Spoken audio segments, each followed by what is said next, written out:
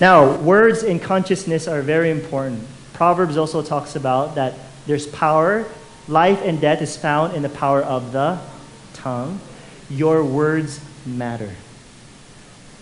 They matter. When you say something like, oh, you know, I can't read that over there. It's because I'm getting old. Or all of a sudden you start feeling aches in your back and you're like, you know, it's because I'm getting old. It's just part of the process. Guess what you're going to get? The Bible says you get what you believe. According to your faith, be it unto you. And if you believe that your memory is going to get worse and your body is going to get worse physically, don't be surprised. Don't be surprised. I'm telling you, folks, if this life was meant to be a life of suffering and pain when you get older, who would want to get older? Okay, I'm just being honest now. If you really believe that life is supposed to just get worse and worse, sick, arthritis, bad memory, bad hearing, I'm telling you, who would want to get older? I wouldn't. I'd rather just say, God, just take me now. You know, I can't enjoy my life. I'll probably be bedridden. Diba? Right? And that's why I speak life into my body, into my wife's life. I'm not going to let the circumstances dictate my life. I will, in a sense, run, of course, with the wisdom and the grace of God. I'll know that I can live a good life that's prosperous and satisfying. And I know when you're bedridden 22 hours a day, that's not a satisfying life. We know that. We know that. And that's why these words that we speak, where you say, oh, you know, every time of the year, this season, I always get a cold. Guess what you're going to get? The Bible says, according to your faith be it. You're speaking it into existence. The Bible says that God spoke in Romans chapter 4, that God spoke things that are not as though they were. And many of us are speaking things into existence that are negative. You're not going to make it. You're struggling. You're going to always be in debt. Guess what? When you keep focusing that you're in debt, you're in debt, you're in debt, you're in debt, you're in debt, you're in debt, guess what's going to happen? You're going to be in debt because you're focusing all your energy to that. Now, Amit Goswami is a nuclear physicist that has an amazing book called God is Not Dead. And basically his argument that consciousness is the ground of all being. So in other words, look at it like this. Your consciousness, what you believe, will affect your environment. It will affect your surroundings. Masaru Emoto, the experiment that he did with water. How many of you are familiar with that experiment with water?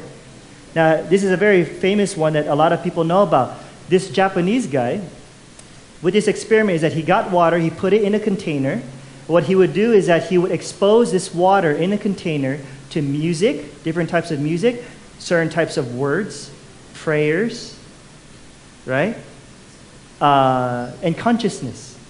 Human consciousness, that he saw that the human consciousness has a direct effect on the molecular structure of water. So what does this mean?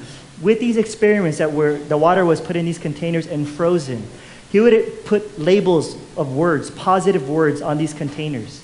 He would put words like love, God, thanks, happiness. Then it would be frozen. It would be exposed to these positive words. And guess what would happen to the water after they examined it? It would form these beautiful hexagonal structures, beautiful like snowflakes. And then they would put negative words like death, hate, and all these other words that you could use as negative words, right? Then what happened to this water? It was chaotic. It wasn't this beautiful snowflake, right?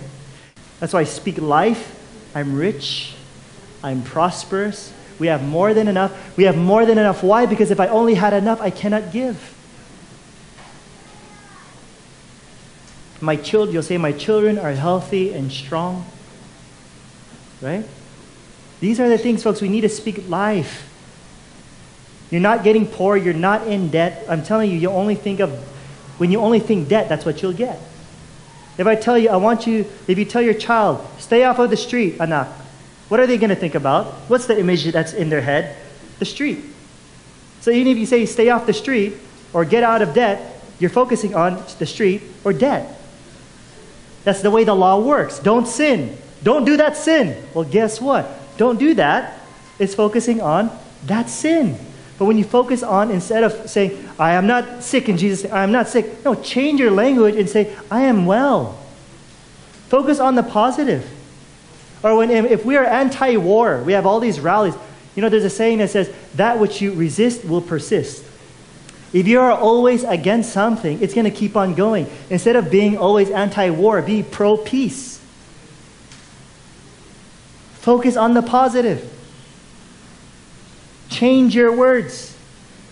I am healthy, I'm strong, I'm living life of abundance, my parents are strong, my parents are well, today's going to be a good day. And every time, this is my regular ritual, when I wake up, I go to the bathroom and I meditate in the bathroom. And I visualize my day. It's going to be a good day. It's a good day. You know, the poverty, it's a mentality, folks. Did you know that? If you could get out of that situation, not by just trying to apply for a job, but it starts here. No, this is not my life. I can have more than this. And you start changing the way you think. Then your circumstances will start to change. But it always starts here.